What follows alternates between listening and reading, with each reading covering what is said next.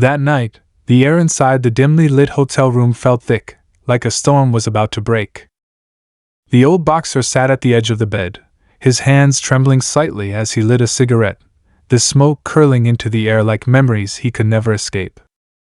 His eyes, once sharp and full of fire, were tired now, carrying the weight of a past he had never spoken about.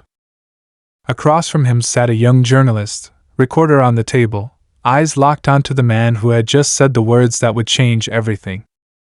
"It was fixed," the boxer muttered barely above a whisper, as if saying it too loud might bring the past crashing back into the present. That fight, the one that had everyone talking. It wasn't real. The journalist leaned in, his pulse quickening. "What do you mean? Are you saying—" "I took the money," the old fighter interrupted, his voice filled with something between regret and relief. "I let him win. It was all planned." Outside, the city buzzed with life, people going about their business, completely unaware that inside this quiet hotel room, a secret was being unearthed that could shake the boxing world to its core. The journalist's mind raced. If this was true, if this fight had been rigged, then everything people believed about that night was a lie. Fans had cheered, fighters had trained, bets had been placed, all for a fight that was nothing more than an illusion. And the worst part? This wasn't just any fight. It was one that had shaped careers, built legends, and destroyed others. As the journalist pressed for details, the boxer hesitated, his rough hands gripping the edge of the bed as if he was trying to hold himself together. "You don't understand," he said finally. "This wasn't just about me. There were others involved. Promoters, officials, people with real power. I was just a piece in their game." The words sent a chill through the room.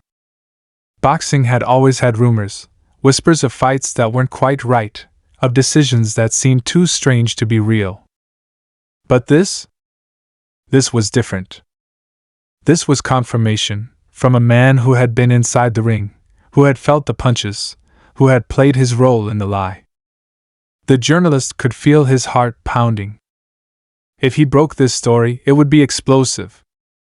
Fighters had lost their careers over that fight. Some had walked away from the sport, believing they had truly been beaten. Fans had spent their hard-earned money, believing in the purity of the sport. And then there was the biggest name of them all, Manny Pacquiao. His name wasn't directly involved in the confession, but the implications were there. Pacquiao, the legend, the warrior, the man who had given everything to the sport, had been part of the same era. If one fight was rigged, who's to say there weren't more? Who's to say this corruption hadn't touched the very top of the sport? The boxer sighed, rubbing his face. "I shouldn't have told you this," he muttered. "They don't like when people talk. And trust me, they have ways of making sure the truth never comes out." But it was too late. The words had been spoken, and there was no taking them back. The journalist knew that once he walked out of that hotel room, there would be no turning away from this story. He had a decision to make: pursue the truth and risk everything, or walk away and let the lie live on. And somewhere, in a mansion halfway across the world, a man who had spent his life fighting inside the ring sat watching old fight tapes, completely unaware that his name was about to be pulled into a storm that could change boxing forever.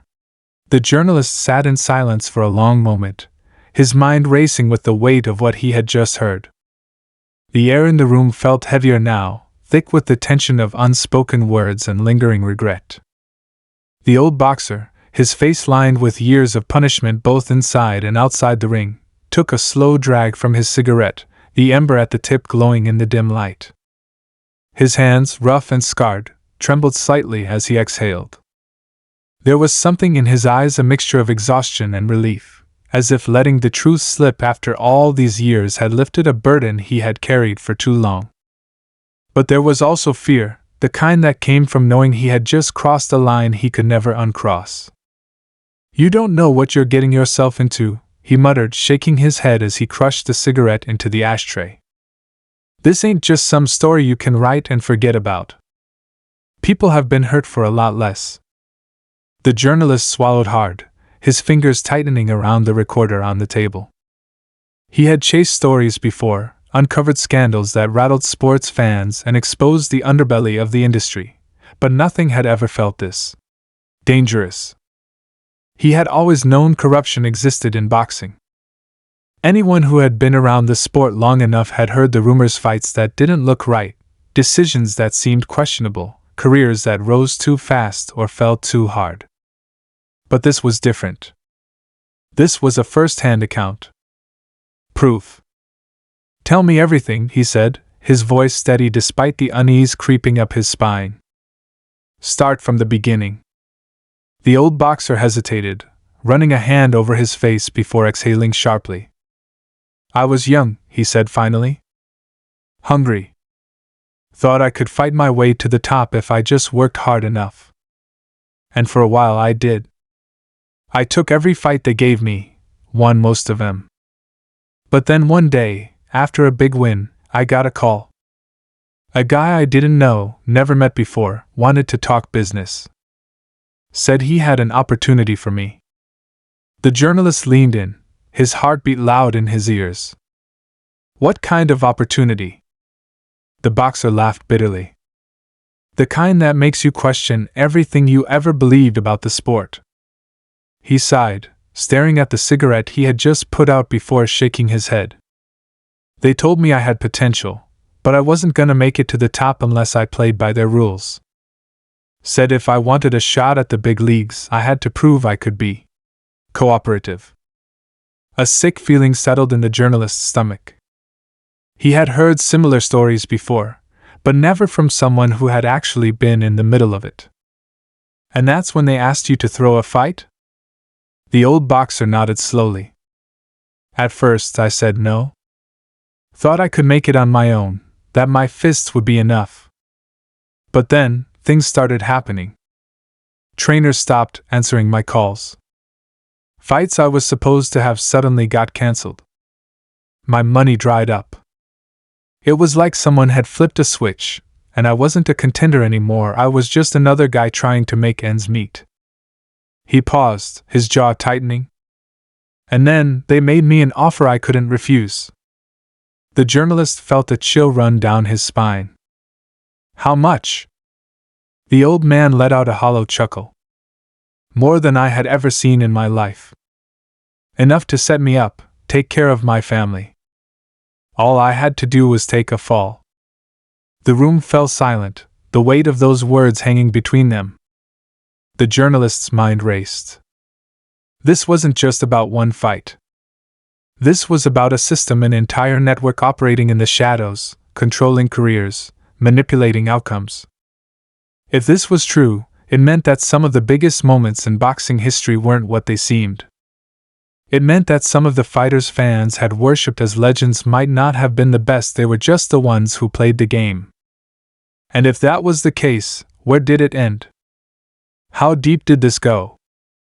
Who else was involved? He asked carefully, his voice barely above a whisper. The old boxer hesitated, his eyes darting to the door as if he expected someone to burst in at any moment. "It ain't just the fighters," he said finally. "It's the promoters. The managers. Sometimes even the judges. They decide who wins before the first bell even rings. And if you don't go along with it..." He trailed off, his expression dark. "Well, let's just say I knew a few guys who didn't, and they weren't around for long after." The journalist felt a cold sweat break out on the back of his neck. He had expected corruption, but not like this. Not something this organized, this deeply rooted. "And the fight you threw? Was it a big one?" The old boxer laughed again, but there was no humor in it. "You already know the answer to that." The journalist's breath caught in his throat. He thought back to some of the biggest fights in history, the ones that had left fans in shock, the ones that had made headlines. Some had seemed too strange to be real, unexpected knockouts, sudden shifts in momentum, fighters who looked like shadows of themselves the night they were supposed to shine. He thought of the rivalries that had defined generations, the moments that had been immortalized in highlight reels. And then he thought of the names. The legends. One name stood out. Pacquiao. The old boxer saw the look on the journalist's face and shook his head. I ain't saying he was involved, he said quickly. Not him. But you gotta understand. If one fight was fixed, if one champion was made instead of earned, then who's to say there weren't others? The journalist swallowed hard. This was bigger than anything he had ever uncovered. If what this man was saying was true, then it meant that boxing, the sport people had loved for generations, the sport that had made warriors out of men, was not what it seemed. It meant that history itself might be built on a lie. But before he could ask his next question, there was a knock at the door. The old boxer's face went pale. The journalist felt his stomach drop. And in that moment, they both knew someone else was listening. The knock at the door sent a chill through the room. The old boxer froze, his breath caught in his throat, his eyes darting to the journalist with a look that was both warning and fear. The journalist could feel the tension pressing down on his chest like a heavyweight fighter sitting on his ribcage. His mind raced through the possibilities. Had someone followed him here? Had someone been listening all along? He had been careful, made sure no one knew about this meeting, but now, in the silence of the dimly lit hotel room, with only the sound of their breathing and the faint hum of the city outside, it felt like they were trapped. Another knock, this time firmer. The old boxer's hands were clenched into fists, his knuckles turning white. Don't say a word, he whispered, his voice barely audible. The journalist nodded, his pulse hammering in his ears. They waited, seconds stretching into what felt like hours, and then, just as suddenly as it had come, the knocking stopped. A few moments later, footsteps faded down the hallway. The old boxer exhaled sharply, rubbing his face, shaking his head like a man who had just glimpsed the end of the road. You need to get out of here, he muttered. Now. But the journalist wasn't ready to leave, not yet. He leaned forward, lowering his voice. Who would come here? Who knows about this? The old boxer let out a dry chuckle, but there was no humor in it. Kid, you have no idea what you've stepped into. These people, they don't just control fights. They control the sport, the money, the careers. You think they don't have eyes everywhere? You think they wouldn't notice an old man spilling secrets he was supposed to take to the grave? He shook his head, staring at the door as if expecting it to burst open at any moment. I shouldn't have told you anything. You were never supposed to know. The journalist's mind was still racing, trying to process everything. But it's out now, he pressed. You've said it. It's real. You don't have to carry it alone anymore. The old boxer sighed, looking down at his hands. That's where you're wrong. It doesn't matter what I said. What matters is who's listening. And trust me, they're always listening. The weight of those words settled deep in the journalist's chest. If what the old man was saying was true, then this wasn't just about uncovering a scandal. It was about survival. But something inside him refused to back down. He had spent years chasing stories, exposing corruption, bringing the truth to light. This was no different. And yet, as he looked at the fear in the old boxer's eyes, he knew this wasn't just about the sport. It was bigger. It was deeper. It was something no one wanted to be uncovered. But the journalist had questions too many to ignore. If fights had been fixed, who had been making the calls? How far back did this go? Had legendary careers been built on lies? Were champions chosen before they ever stepped into the ring? And if one fight had been manipulated, how many others had been? The old boxer must have seen the look on his face because he shook his head again. I can't tell you more, he said.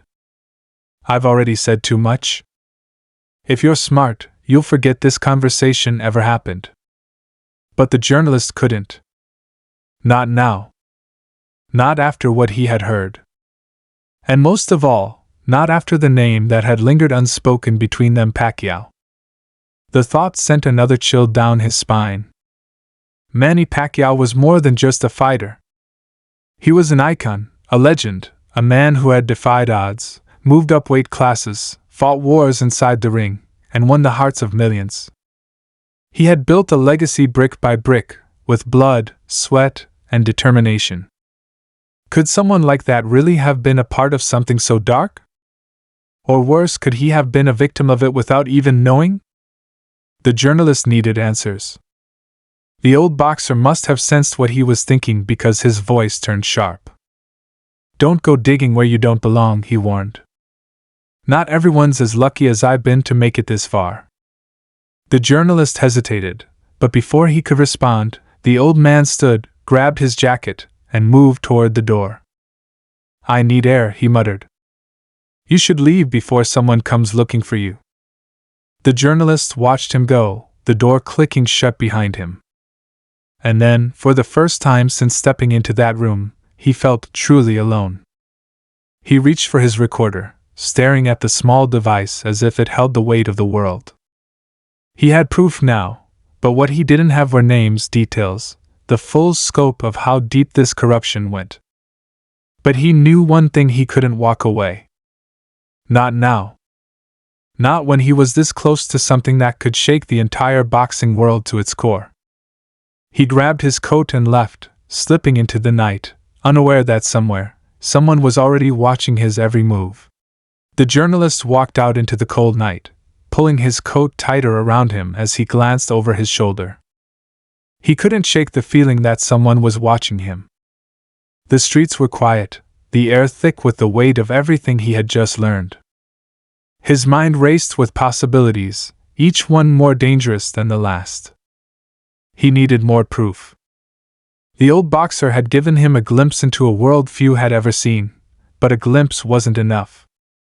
If he was going to expose this, he needed something undeniable: documents, recordings, anything that would force the world to listen. He reached into his pocket, fingers brushing against his recorder. That conversation alone was explosive, but it wouldn't be enough to bring down an empire. He needed more. He needed to find someone else who knew the truth. He made his way down the dimly lit street, his destination clear in his mind. There was one person who might have answers, someone who had spent years in the shadows of the sport, someone who had seen it all but never spoken out. A former promoter, a man whose name was whispered in closed circles but never printed in the papers. If anyone knew the real story, it was him. But finding him wouldn't be easy. He had disappeared from public life years ago, retreating into obscurity after a scandal that had nearly destroyed him. Some said he was living overseas, others claimed he had been forced into hiding. The journalist had spent weeks chasing leads, making calls, following rumors, and now, finally, he had an address. A small, run-down house on the outskirts of town, a place forgotten by time. When he arrived, the house was dark, the windows covered with old newspapers, the front door slightly ajar. He hesitated, listening for any signs of movement, but there was only silence. He stepped inside cautiously, his heart pounding. The air was stale, the room filled with the scent of dust and neglect. Papers were scattered across the table, old fight posters curling at the edges. He took a step forward, his eyes scanning the room, and then he saw a folder lying open on the table, filled with documents, contracts, names. His breath caught in his throat as he reached for it, flipping through the pages. And then a sound. A floorboard creaking behind him. He spun around, his pulse hammering in his ears. A figure stood in the shadows, watching him. He couldn't make out the face, but he could feel the weight of their stare. "You shouldn't be here," the voice said, low and steady. The journalist swallowed hard, trying to keep his voice calm. "I just need answers," he said. "I know what's been happening. I just need the truth." The figure stepped forward, into the dim light, and for the first time, the journalist saw his face. It was the promoter. Older now, thinner, with lines etched deep into his face, but his eyes still held the same sharpness, the same calculation. He studied the journalist for a long moment before exhaling. "You don't know what you're asking for," he said. The journalist tightened his grip on the folder. "I know more than you think," he said. "I know fights have been fixed. I know careers have been built on lies. I know people have been threatened, maybe worse. And I know Pacquiao's name is somewhere in all of this." The promoter's expression didn't change, but something in his eyes flickered. "You think you're the first one to come looking for the truth?" he asked. "You think this hasn't been buried before?" He stepped closer, lowering his voice. "Let me tell you something. There were others before you. Reporters, fighters, even officials. And do you know what happened to them?" The journalist didn't answer. He didn't have to. The silence was enough. The promoter leaned in. "They disappeared. Careers ruined. Stories never published. Some just gone. And you, kid? You're playing with fire." The journalist's hands trembled slightly, but he refused to back down. "Then why are you still here?" he asked. "Why haven't they come for you?" The promoter let out a dry laugh. "Who says they haven't?" He gestured around the room. "You think this is a life? Living in the shadows, always looking over my shoulder? But I made a deal. I gave them what they wanted. And in return, they let me disappear." His gaze darkened. "But you? You're making noise. And trust me, they don't like noise." The journalist felt a chill run down his spine. "I need proof," he said. "Something undeniable." The promoter shook his head. "You don't need proof," he said. "You need to walk away while you still can." But the journalist knew he wouldn't. He couldn't. He had come too far. And now, staring at the man who had once been at the center of it all, he realized something. This wasn't just about boxing anymore. This was about power. Control. Corruption that ran deeper than he had ever imagined. And if he wasn't careful, he might not make it out alive. The journalist stood frozen, his grip tightening around the folder, his mind racing through everything the promoter had just told him. The weight of the truth felt crushing. This wasn't just about one fixed fight. This was an entire system built on deception, an underground operation that had manipulated the sport for years.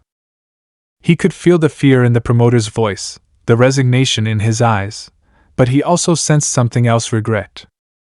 This man had spent his life pulling the strings, making deals in the shadows, and now he was nothing more than a ghost, a relic of a world that had chewed him up and spit him out. But the journalist wasn't ready to walk away. He had already risked too much. He needed to take this public. If he disappeared, if he backed down, the truth would stay buried just like it always had.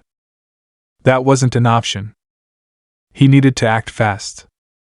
He stepped back, flipping through the documents, scanning for anything he could use immediately.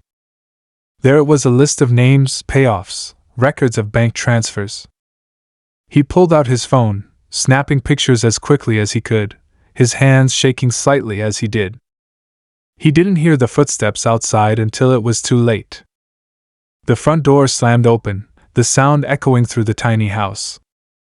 The promoter's face went pale, his body tensing. "You need to go," he whispered, but there was nowhere to run. Heavy boots stomped against the wooden floor, and before the journalist could react, two men stepped inside, their expressions cold, unreadable. They didn't look surprised to see him. They had been expecting this. One of them reached into his coat, and for a brief moment, the journalist thought this was it.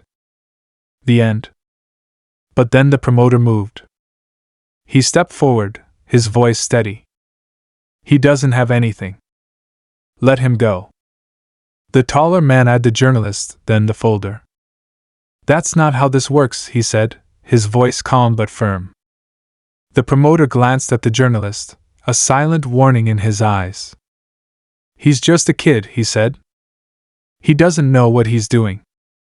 The shorter man took a step closer, looking the journalist up and down. "We know who he is. We know what he's been doing. And we know who he's talked to." He turned back to the promoter. "You should have stayed out of this." The air felt thick, suffocating. The journalist's pulse pounded in his ears. He needed to think. He needed a way out. And then, out of nowhere, a voice cut through the tension. "That's enough." The room fell silent. The men turned, their expressions shifting. A new figure stepped inside, his presence commanding, familiar. The journalist's breath caught in his throat. He had seen this man before, not in person, but on TV, in interviews, standing ringside at some of the biggest fights in history. A powerful figure in the sport, someone who had always seemed untouchable. And yet, here he was. "This is getting messy," he said, his tone even. "And we don't do messy." The two men exchanged a look, then slowly stepped back. The promoter let out a breath, his shoulders sagging slightly. The journalist's mind raced. Why was this man here? What was his role in all of this? The man turned to him, his gaze steady. "You have no idea what you're up against," he said. "You think you're exposing corruption, but you don't understand how deep this goes. You don't know who's really pulling the strings." The journalist swallowed hard, his throat dry. "Then tell me," he said. "Tell me who's behind all of this." The man studied him for a long moment, then shook his head. "It doesn't work that way." He turned to the promoter. This was a mistake. The promoter didn't argue. He just looked tired, worn down. The man looked back at the journalist. "Walk away," he said. "Forget everything you've seen here. Because if you don't, you won't like what happens next." The journalist knew this was his final warning. He could feel the weight of the threat in the air, the unspoken consequences hanging between them. But as he stood there, holding the evidence in his hands, he realized something. They weren't trying to silence him because they thought he was dangerous. They were trying to silence him because they thought he was weak. That he would be too scared to fight back. But they were wrong. He wasn't walking away. Not now. Not ever. The next morning, the journalist sat in front of his computer, the images of the documents open on his screen. He knew what he had to do. The world needed to see the truth. His heart pounded as he began typing, his words coming fast, fueled by adrenaline and determination. He wasn't just exposing a fixed fight. He was exposing an entire empire built on corruption, on lies, on control. And for the first time, he felt something new. Not fear. Not hesitation. But power. Because now, the story was his to tell. The journalist sat staring at the screen, his fingers hovering over the keyboard, the weight of everything pressing down on him. He had the story. He had the proof. But the warnings echoed in his mind, the look in the promoter's eyes, the quiet but firm command from the man who had walked into that room and stopped everything. He wasn't stupid. He knew what exposing this could cost him. But as he looked at the files, the names, the numbers, and thought about the fighters who had spent their lives believing in something that was never real, he knew he couldn't stay silent. He had started this because he loved the sport, because he had believed in the purity of it, the struggle, the sacrifice. And now he saw it for what it really was. But maybe, just maybe, there was still a chance to fix it. To give the sport back to the people who truly deserved it. He took a deep breath and started typing.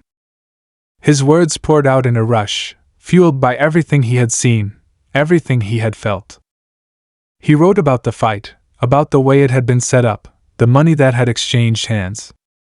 He wrote about the fighters, the ones who had unknowingly stepped into the ring believing in a fair fight, and the ones who had been forced to throw punches they knew didn't matter.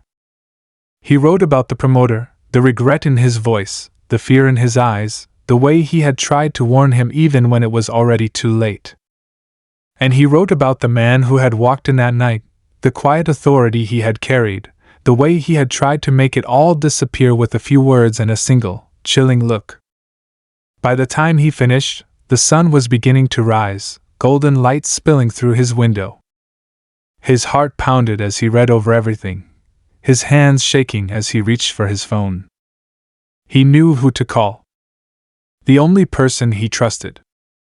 The only person who might be able to help him get this out without getting buried first. The phone rang twice before a familiar voice answered. "I was wondering when you'd call." The journalist let out a shaky breath. "I have it," he said. "Everything." There was a pause on the other end. "You sure about this?" The journalist glanced at the files, at the names, at the undeniable proof staring back at him. "Yeah," he said. "I'm sure." What happened next was a blur. The story was published. First on a small independent site, then picked up by bigger outlets, spreading like wildfire. The reaction was immediate. Fans were outraged. Fighters were furious. Some denied it, calling it a conspiracy, refusing to believe that the sport they had dedicated their lives to had been tainted. Others came forward, their voices shaking with anger and relief, confirming what had been whispered about for years but never proven. Investigations were launched. Some of the names in the documents vanished overnight. Others were dragged into the spotlight, forced to answer for the things they had done. The promoter disappeared. No one knew where he had gone, but the journalists liked to think he had found a way out, a way to leave it all behind. And the man who had walked into that room, the one who had warned him to walk away. He never said a word. Never issued a statement. Never denied or confirmed anything. But the journalist knew he was watching. He could feel it, the same quiet presence lingering just out of reach. But for once, it didn't scare him. Because the truth was out now. And no matter what happened next, there was no going back. Weeks passed. The dust settled.